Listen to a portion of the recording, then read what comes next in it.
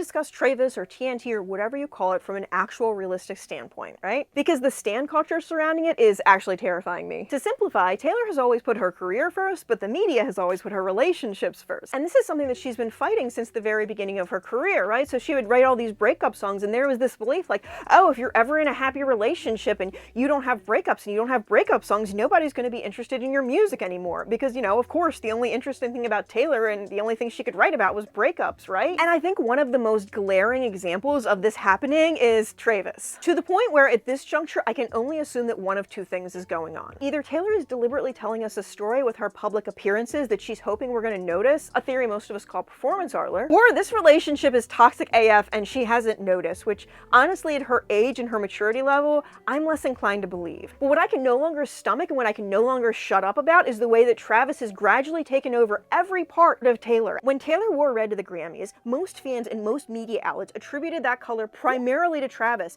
and most didn't even mention the fact that Taylor wrote the song Red in 2011 and the album Red in 2012. That was before Travis was even drafted with the Chiefs. This is a color that she has consistently been using for like 15 years, and yet a lot of the times people don't even mention the fact that she has a whole album and tour and song called Red. When Taylor wears a T around her leg, rather than associating it with the name she has had since birth or one of the primary words from the album that she is literally there to hopefully accept awards for, everyone is gagged because they're confident it's a Travis reference. And when Taylor Nation confirms it's a T for torture, people ignore that source in favor of the jeweler who asserts that it's about Travis. Look, I personally don't think that Taylor shares every detail of everything with her jeweler. I trust Taylor Nation, a source that is run by her company, more than I trust this random jeweler who made a couple pieces of jewelry for her. When Taylor does the Archer pose in The Archer, it is constantly getting attributed to Travis. Taylor has been a Sagittarius since the day she was born. Do you know what the symbol for Sagittarius is?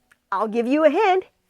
The fact that so many people assume it's a Travis reference and almost nobody says it's a Taylor reference shows the level of misogynistic brain rot that has taken over this fandom since this man has gotten here. You have taken away her initial, her birthday, one of the most prominent colors associated with her. At what point will people give Taylor credit for the stuff that Taylor does in Taylor's career? One of the worst examples I can think of is when she was standing on stage accepting an award for a song in a video that she'd worked hard on. And sure, her winning that award got cheers from the audience, yes, but do you want to know what got bigger cheers? When she said, "My boyfriend Travis." It's like no matter how hard she works or how much of her own blood, sweat, and tears she puts into something, the thing her fans approve of most and are most excited for her about is this man she sees like maybe a couple of times a month. And I was so angry and hurt for her in that moment because it was really like the glaring point when I could not ignore anymore how many of her own fans were more excited for the things that that man did and the things that that man was associated with than anything Taylor had done with her career or her life up to that point. And over a 15-year career, and a lot of these references are things that have been associated with Taylor since her literal day of birth,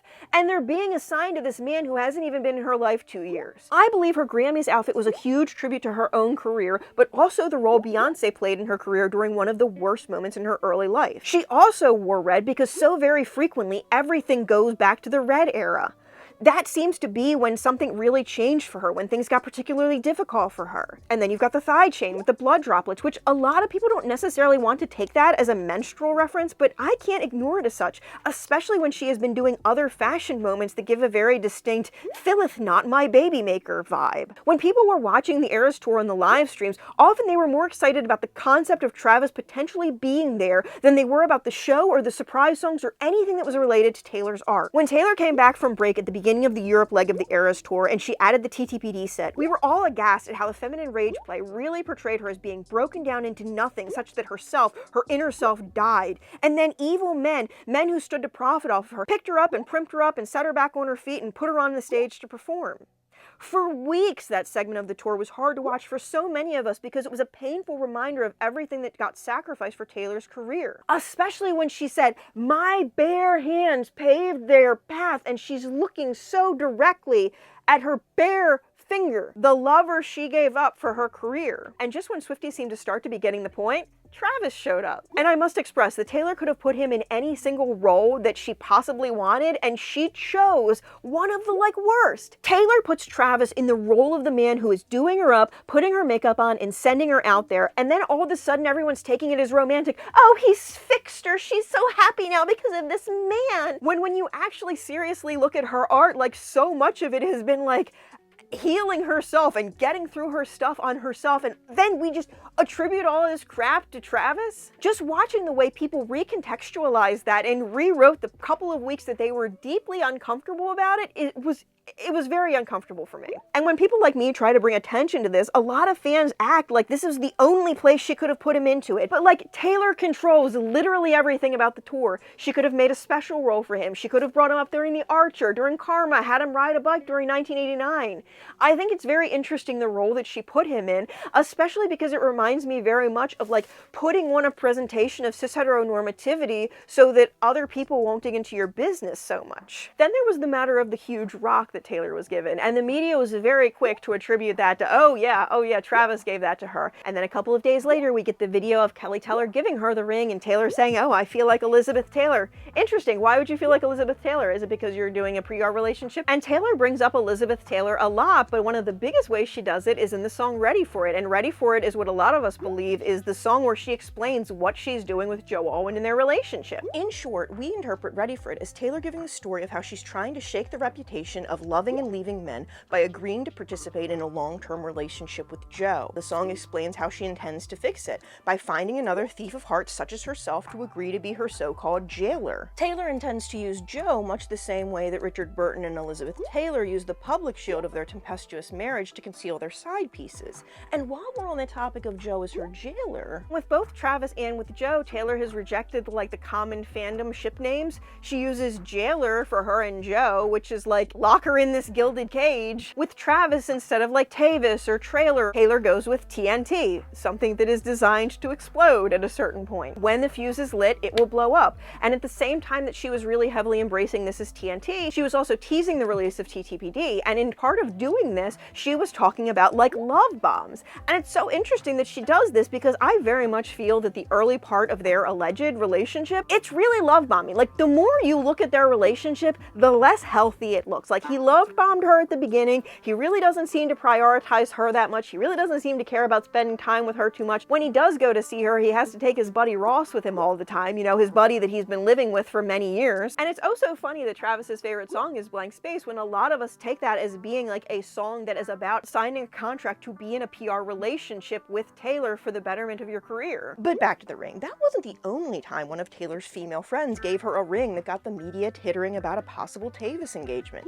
Cara Delevingne got her one as well. And these were just two of many prominent occasions where Taylor seemed to be making the very deliberate point that we do not know her as well as we like to think.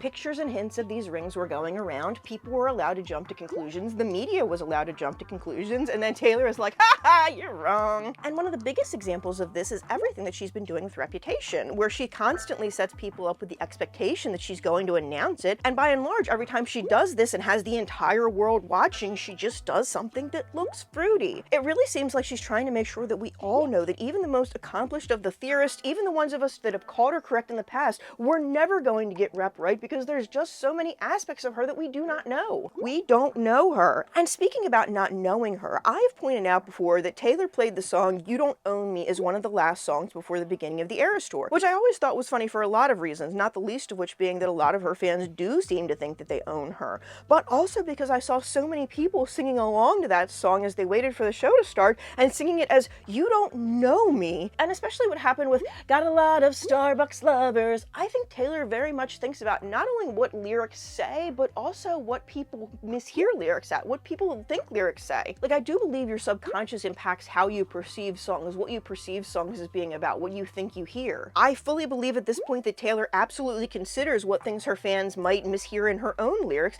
and it makes me wonder if this was intentional too. Something that a lot of us call Proving-a-Pointlor, it's when Taylor seems to keep referencing something over and over again as though she's hoping that we're going to make the connections. Like, one of the big early ones about her and Trayvis was when they were in the getaway car that was going into a dead end to nowhere, which obviously we know is a staged photo. Like, when do we ever see Taylor not completely surrounded by her security people? Taylor also said in several interviews before the Eras Tour that she was giving up drinking for the Eras Tour, and I don't know if you've seen her like around Trayvis or just like around in general recently, and it makes me deeply uncomfortable, especially after I was a functioning alcoholic till no one noticed my new aesthetic.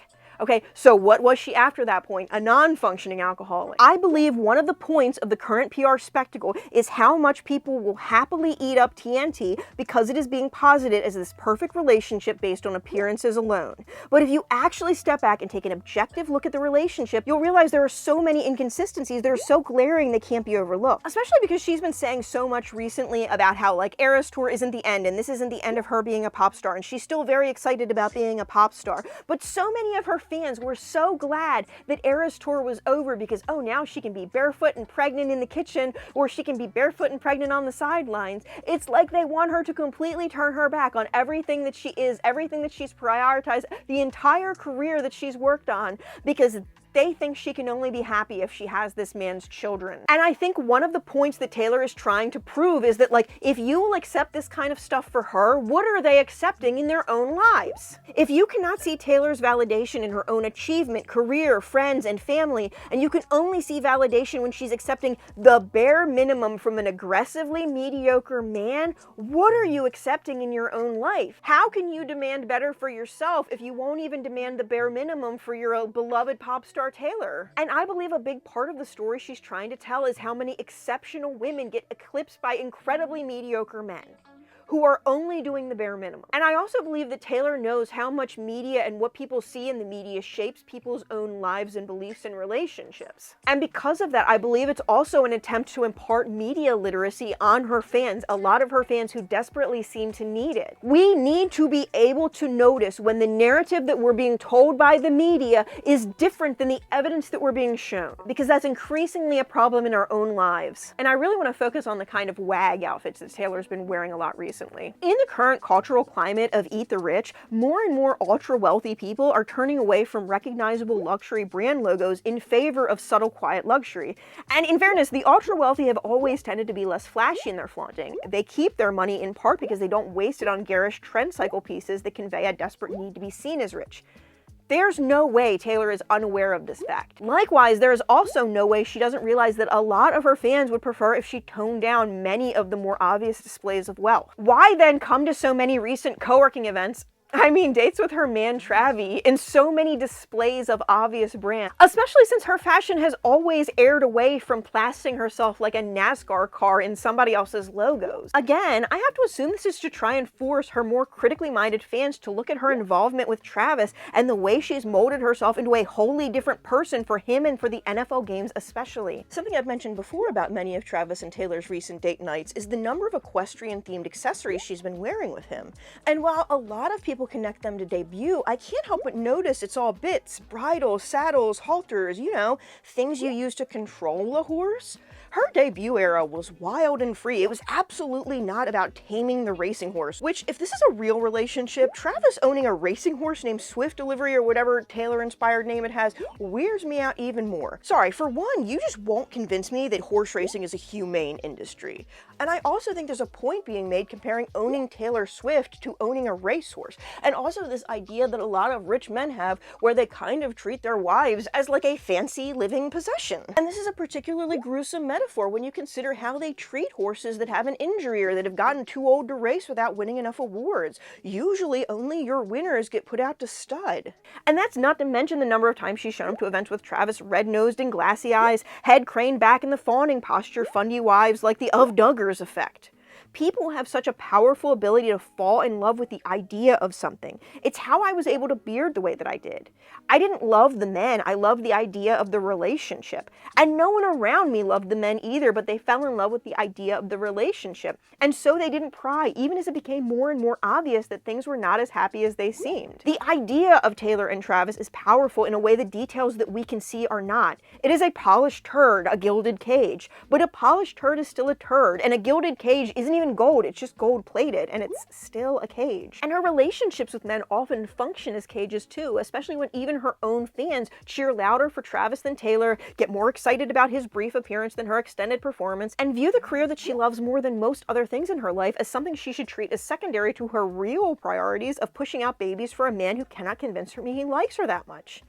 And there's this interplay where often her fans' internalized misogyny prevents them from liking Taylor as much as they like the man she's dating. Or they like Taylor more while she's with the man because she's doing what she's supposed to do. being a good girl. They want her to settle down and get married and have kids because that's what's been expected of them. And as a WAGlor, as someone who has observed the fandom's opinion of Trayvis, Carly, Diana, etc., I believe one of the points of the performance art is that many of her own fans would be much happier with her entirely submitting herself to a man and engulfing herself in his image than being happily accepted as herself with a woman. They would rather Taylor chisel off the points of her star until she's a cog who can fit into man's plans than find another star in a woman and exist in one another's orbits.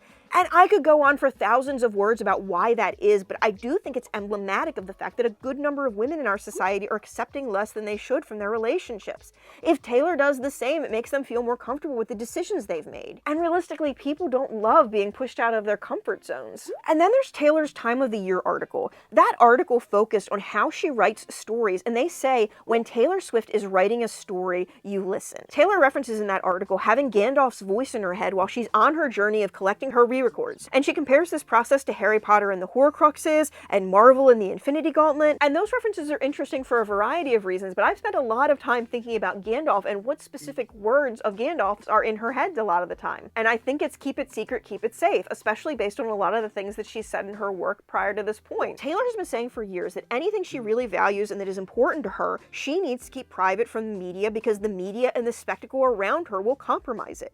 I think a lot of people just dismiss a lot of the things Taylor has said about relationships over the years because they see it as just being related to Joe, and they push those beliefs on Joe, like, oh, Joe just wanted to hide her away from the world.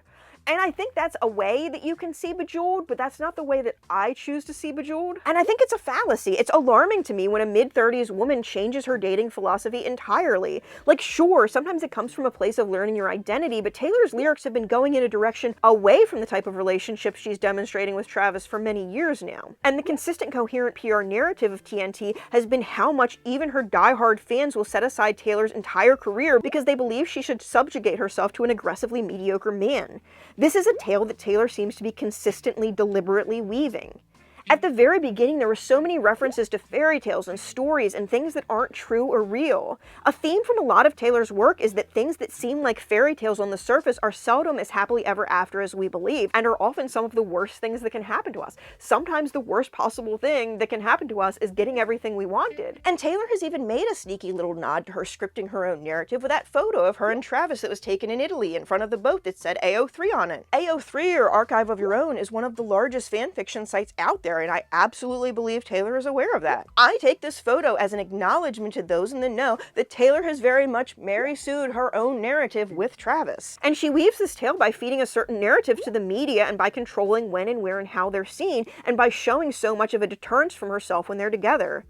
Like, a lot of Swifties agree her WAG era is not her best era, and a lot of us are uncomfortable with a lot of the things that she's done since she's been associated with Trayvis. All of the branding, all of the people that seem to be leaning red, especially with what Trayvis said just about... I'm not going to bring that up here because I'm just going to get angry. When we look at the outfits she wore last season to his games, they largely supported the team, which is fine because she was there to see the game, and also she's probably in a contract with the NFL too and is getting paid big for that. But this year we see her being plastered with visible logos in ways she's seldom done before. Like, she looks like a NASCAR car, not Taylor Swift, the pop star. And I think one of the things that makes this so telling is that the Louis Vuitton stuff she was wearing at the playoffs game was specifically planned to maximize the logo exposure on the types of shots that Taylor knew were going to go viral. It felt deliberately planned so this comparison could be made. And it's extremely frustrating because ever since Taylor first showed up at that first football game, it has been very difficult for her fans to accept criticism of Trayvis or the relationship, because they just go back to "But Daddy, I love him," but they are being deliberately obtuse over what the song actually means. A caveat for "But Daddy, I love him." A lot of times Swifties use this as an assault against anyone who questions the validity of Taylor's relationship or her straightness or her monogamousness, without realizing that the people who are making those arguments are not the Sarahs and Hannahs in their Sunday best. This very much seems targeted at the very church-going crowd, the people that want her to settle down, want her to marry a mediocre man, want her to just pump out a bunch of babies, because how could you possibly be happy if you haven't pumped out a bunch of babies? Even though she's one of the most famous people in the world and she has an incredible career and all of these things going for her, how could she possibly be happy without a baby?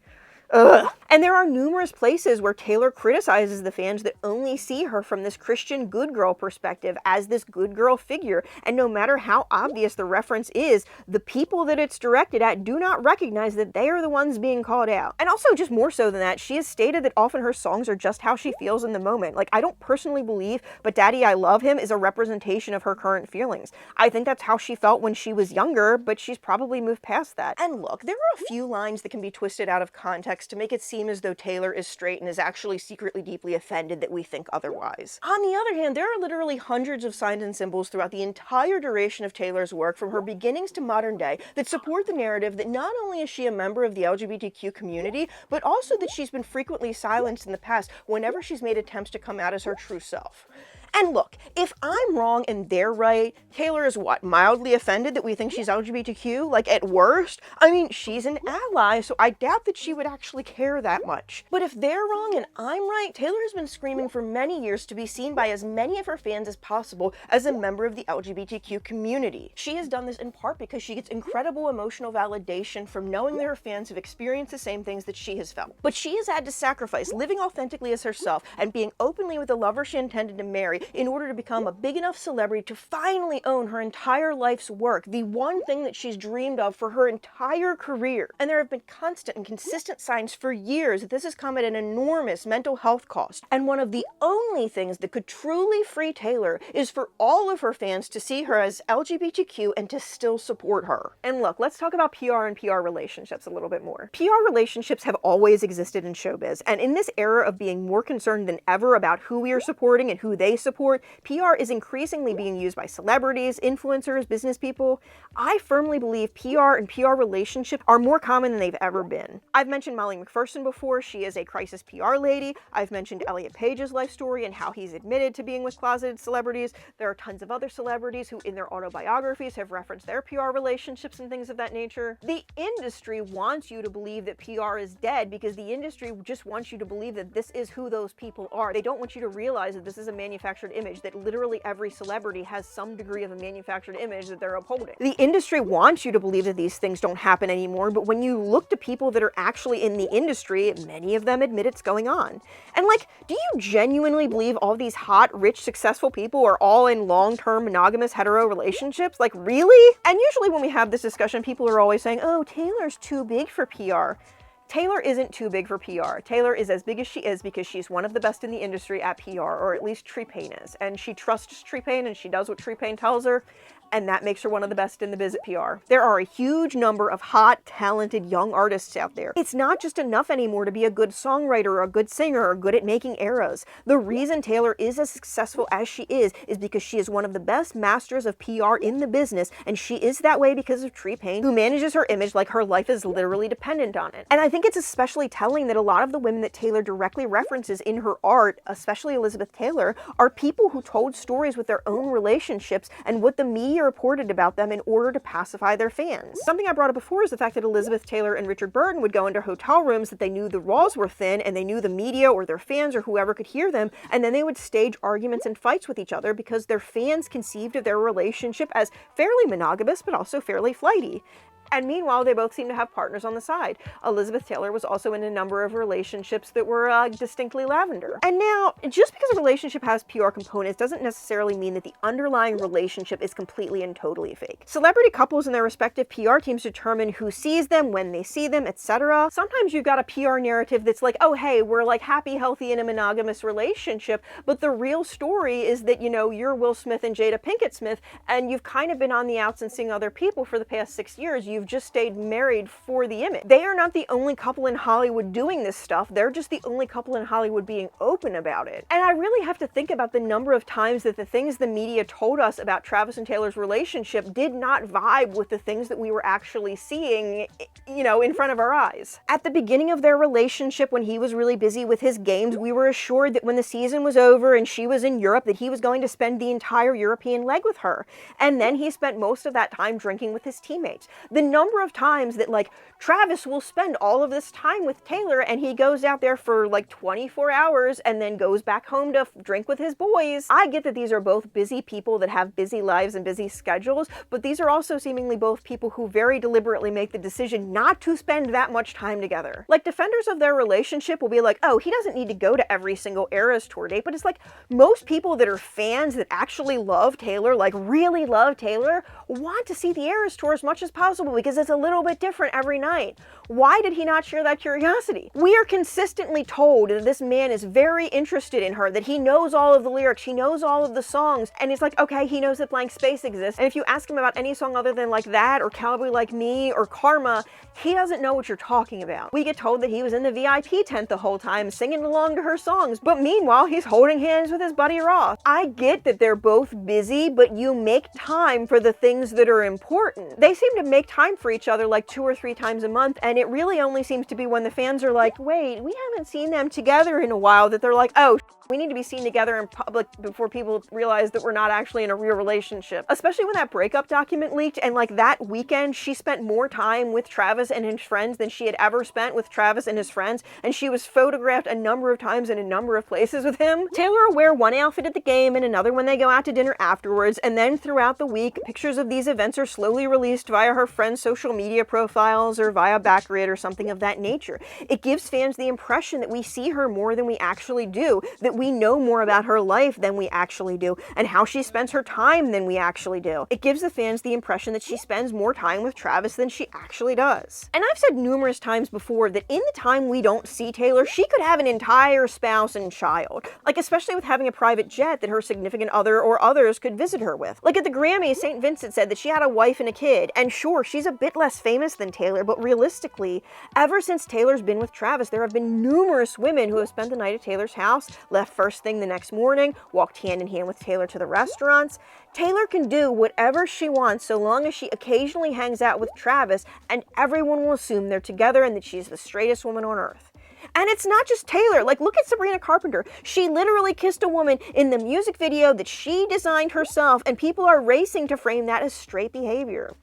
And especially with LGBTQ artists recently, there has been this kind of understanding that artists can come out of the closet, but they really can't get away with acting or looking gay publicly. Like, so many women who were out as bi, but seldom are seen with other women, and then they write their autobiography and they talk about all of the private relationships in secret that they had with women. Again, I think back to celebrity autobiographies and celebrities who have talked about their past and the way they would have a public-facing relationship with a man, but also see a woman or women or other men on the side. And I think one of the things people just forget when it comes to Hollywood and show business as a whole is that ever since the beginning, show business has been full of closet cases, and there is no reason to believe that has changed.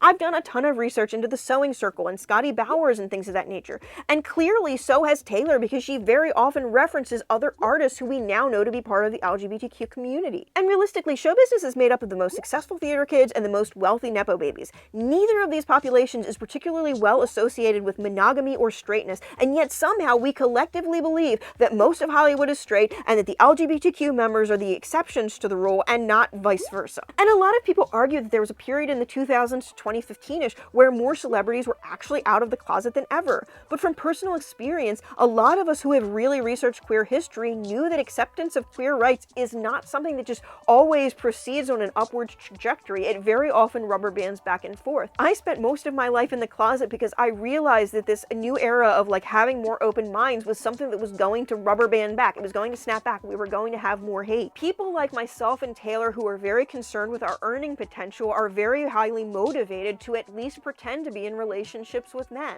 It is already hard enough in the industries that we worked in to be a woman, because women are not taken nearly as seriously as men in our respective industries. And it was very frustrating to me that if I dated a competent man, I would be seen as more competent than if I had like a competent job role myself and I was doing amazing at it. Often the people that are most concerned with their success, especially their financial success, are the ones who are most motivated to stay in the closet, to do lavender relationships, to do bearding relationships. And Taylor is just so good at playing the PR game and also giving us red herrings and bait and switches and outwardly admitting to lying. And I think we just need to get more comfortable with the fact that we do not know what the actual truth behind her relationships is, and we may never will. I do know that if I was as rich, successful, and beautiful as Taylor is, I would be in no hurry to marry any man, but especially not that one. Especially because, like, that shoving incident with Andy Reid last year, as somebody who has watched a lot of football in my time, I have very seldom seen, like, a player shove a coach to that degree, and that to me tells me that his anger is not controlled, especially the way his brother acted.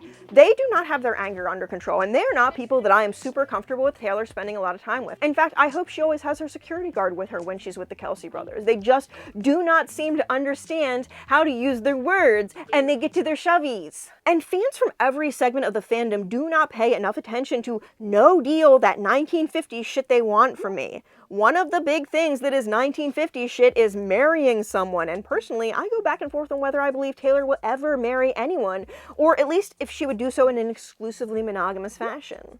Another thing that has gotten erased about Taylor and her existence over the past years is the fact that as a young artist before T-Pain and before she really focused on controlling her own narrative, she would very frequently talk about how she loved the act of falling in love with love. She seemed most interested and most fond of the early stages in a romantic relationship when you have that heady falling in love feeling. She didn't seem to be interested in one person and settling down with them and continuing that for many years. And she was criticized a lot for it. It was one of the big things that really led to her heavily being slut-shamed from, like, 2009 to 2013 especially. Because over a decade has passed, it can be easy to forget how much she was slut-shamed. And when she couldn't get the rights to her music from Big Machine and she decided that Rep was going to be her last album with them and everything went down with Kimye, she was put in a position where if she was ever to be financially successful enough to get her rights back, she couldn't be a controversial figure. She had to be someone that the largest number of people would accept. And that's where Joe Alwyn came in. Now, something I have to point out about Joe specifically is that from like 2021 up until they broke up, it was like every other day there was a story about how they spend so much time together and they're buying a place together and they're engaged, or maybe they're already married, or maybe it's like a spiritual thing. Maybe they have a child. All of these things, all of these beliefs that if you believe You're Losing Me is actually about Joe, that was written in 2021. There are so many signs. If you listen to the director of Miss Americana, she talks about how for like a year and a half to almost 2 years, she really followed Taylor around during her most significant moments, and this was during a period of time when she allegedly would have been dating Joe fairly seriously, and there are a lot of important events in her life in that documentary that were filmed for the documentary. Where was Joe? She got to know Taylor, she got Taylor to trust her through some of her biggest moments, through some of her most intimate moments, through the time period where she allegedly was dating Joe Alwyn very seriously. And the director says she did not even meet Joe Alwyn until the very end. Where was he during this period of time? Where was he during all of these important moments in Taylor's life? We also know that there was a lot of footage that was cut, that it was supposed to be called something completely different, that there was an original premise for it that changed during the duration of the filming process, and the resulting documentary has been described by many as feeling like there's pieces missing. And a lot of people believe that the missing piece there is that Taylor had planned to come out, she couldn't come out of the closet because of everything that happened with the Masters heist, and so everything had to be changed at the last minute. And look, I'm not asking you to agree with me on every single thing that I've said in this video, but I'm begging you to at least look at the things that we see of that relationship, of the way Taylor has changed since she's been in that relationship, especially the way she acts, the way she looks when she's around him versus other people in her life. I think people really need to pay more attention. This does not look happy and healthy, and I think that's on purpose. I think that's the point. And especially when she has supported him so many times, I cannot believe what he actually said about Trump. Trump has made a lot of pot shots against Taylor over the years. Trump is obviously someone that Taylor does not seem to care for much, support much. She seems to be very against him. I cannot imagine if I put myself in Travis's position and I'm dating Taylor, I cannot, in good conscience, say anything neutral or positive or agreeable about him. I can't. It makes me very uncomfortable. If he can't show her support, if he excuses off this man that has caused so many bad things for her and people that she cares about in her life, he doesn't deserve her support. I hope they lose.